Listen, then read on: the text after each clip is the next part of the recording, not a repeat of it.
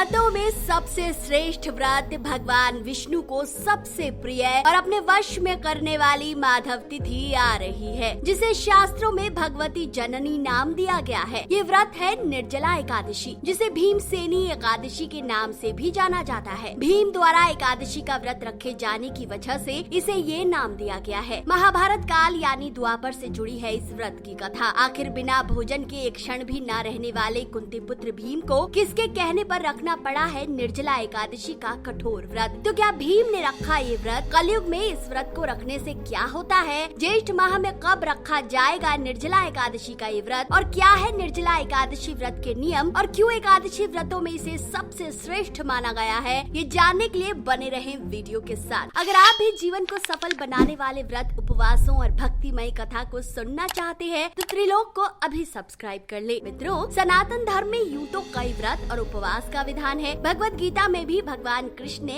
यज्ञ, तप और दान का महत्व बताया है। इसलिए कहा जाता है कि यदि आपको ये मनुष्य योनि मिली है तो आपको जीवन में एक बार तो एकादशी का व्रत अवश्य रखना चाहिए। ऐसा ही कुछ व्यास जी ने द्वापर में कुंती पुत्र भीम के लिए कहा था। हुआ ये था कि पांडु पुत्र भीम की शिकायत लेकर महर्षि व्यास जी के पास आए थे और कहने लगे कि हे गुरुवर, भीम तो एकादशी का व्रत रखते ही नहीं। भाइयों की बातें सुनकर लज्जित भीम ने कहा, हे मुनि, मैं भोजन के बिना एक क्षण भी नहीं रह सकता। वृक नामक अग्नि की वजह से मेरे लिए व्रत उपवास रखना अत्यंत कठिन है। भीम की बात सुनकर महर्षि वेदव्यास मुस्कुराए और बोले, हे भीम, मनुष्य योनि में जन्म लेने के बाद भी जिस जीव ने ये व्रत नहीं रखा उसके लिए ये जीवन व्यर्थ है। तब भीम ने कहा कि हे मुनिवर, हर महा एकादशी आती है तो क्या सभी एकादशी व्रत रखना आवश्यक है? मेरे लिए जो उपयुक्त हो सो कहे। पद्म पुराण के अनुसार महर्षि वेदव्यास पांडवों से बोले, निर्जला एकादशी व्रत सबसे श्रेष्ठ है। कहते हैं भीम ने व्रत रखने का संकल्प लिया और कहते हैं उसी क्षण वो भक्ति रस में डूब गए। उन्होंने पूरे दिन कुछ खाए पिए ये व्रत पूर्ण किया। कहते हैं कि एकादशी व्रत को रखने के कई नियम हैं, जिसमें सबसे ऊपर और उत्तम स्तर और स्थान निर्जला एकादशी व्रत को मिला है, जो बिना जल ग्रहण किए रखा जाता है। यदि आपके लिए ये संभव नहीं तो सजल व्रत रखें, यानी जल के साथ ये व्रत संपन्न करें। और यदि ये भी संभव नहीं तो सफल यानी फल सहित ये व्रत रखें। और ये भी संभव ना हो तो अनुकल्प प्रसाद यानी अलग अलग प्रकार का प्रसाद खाकर भी आप एकादशी का व्रत संपन्न कर सकते हैं। मित्रों, कलयुग में केवल भगवान का नाम लेने से ही मुक्ति का मार्ग मिल जाता है, लेकिन कई साधकों को व्रत उपवास अत्यंत प्रिय होते हैं। ऐसे में यदि आप इस बार निर्जला एकादशी का कठोर व्रत रख रहे हैं तो जान लीजिए इस दिन चावल के सेवन की सख्त मनाही होती है, लेकिन आप द्वादशी के दिन एकादशी के पारण के समय चावल का सेवन करके इस व्रत का पारण कर सकते हैं। निर्जला एकादशी का व्रत सभी एकादशियों में सबसे कठिन व्रत है। ऊपर से ज्येष्ठ माह की गर्मी में आने के कारण ये व्रत और भी कठिन है, लेकिन भगवान विष्णु सब पार लगा देंगे। एकादशी व्रत की शुद्धता बनाए रखने के लिए इस व्रत को निर्जल ही रखें। ज्येष्ठ माह के शुक्ल पक्ष को एकादशी तिथि को निर्जला एकादशी है। एकादशी व्रतों में सबसे कठिन और अत्यंत पुण्यकारी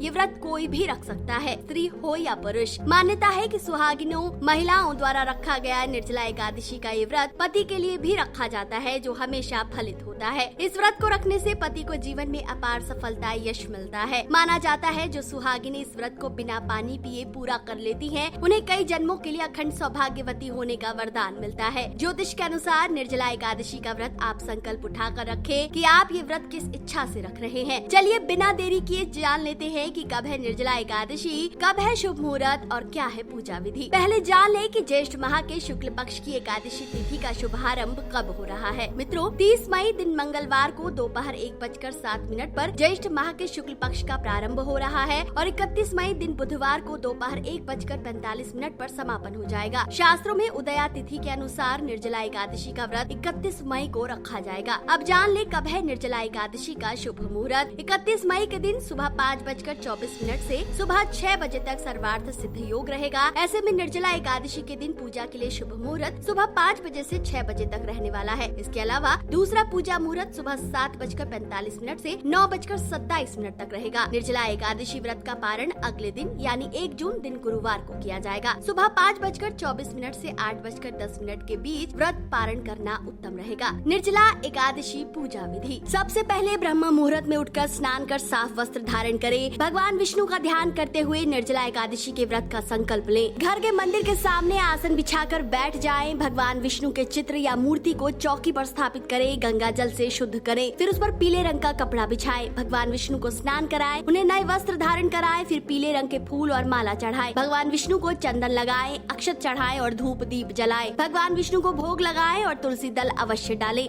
लेकिन द्वादशी के दिन तुलसी न तोड़े। इस दिन विष्णु भगवान के मंत्र चालीसा स्तुति स्त्रोत का जाप अवश्य करे। निर्जला एकादशी की व्रत कथा अवश्य पढ़े। अंत में भगवान विष्णु की आरती उतारे और प्रसाद पाएं। इस दिन आप चाहे तो सुहागिन महिलाओं को सुहाग की वस्तुएं अवश्य दान करें। यही नहीं, आप इस दिन छाता, बिस्तर, पंखा और फलों में आम और खरबूजा भी दान कर सकते हैं। अब जान लेते हैं एकादशी व्रत वाले दिन क्या करें और क्या न करें। ये निर्जला एकादशी है, ऐसे में इस दिन जल का एक बूंद भी ग्रहण करना वर्जित है। निर्जला एकादशी व्रत के एक दिन पूर्व में मांस, मदिरा और तामसिक भोज्य पदार्थ करने से बचना चाहिए। द्वादशी के दिन व्रत का पारण करने के बाद भी सात्विक भोजन ही करें। ज्येष्ठ माह में निर्जला एकादशी आती है, ऐसे में इस दिन जल से भरा हुआ कलश दान करें। प्यासे लोगों को पानी अवश्य पिलाएं। इस दिन अपने घर की छत या खुले स्थान में पशु पक्षियों के लिए पानी और दाने की व्यवस्था करें। ध्यान रखें, इस दिन व्रतियों को घर में झाड़ू नहीं लगाना चाहिए, जिससे छोटे जीव जैसे कीट, पतंग, चींटी को कोई नुकसान न पहुंचे, क्योंकि एकादशी के दिन छोटे से छोटे जीव को कष्ट पहुंचाने से दोष लग सकता है। इस दिन बैंगन, गाजर, शलजम का सेवन करना भी वर्जित है। किसी के प्रति मोह, क्रोध या लालच न रखें और न ही किसी के लिए अपशब्द बोले। तो मित्रों, व्रतों में सबसे श्रेष्ठ एकादशी निर्जला एकादशी का ये व्रत आप भी रख सकते हैं। तो कमेंट करके अवश्य बताएं कि क्या आप रख रहे हैं निर्जला एकादशी का व्रत। वीडियो पसंद आया है तो जितना हो सके इसे शेयर कीजिए। भगवान विष्णु की कृपा आप सब पर यूं ही बनी रहे।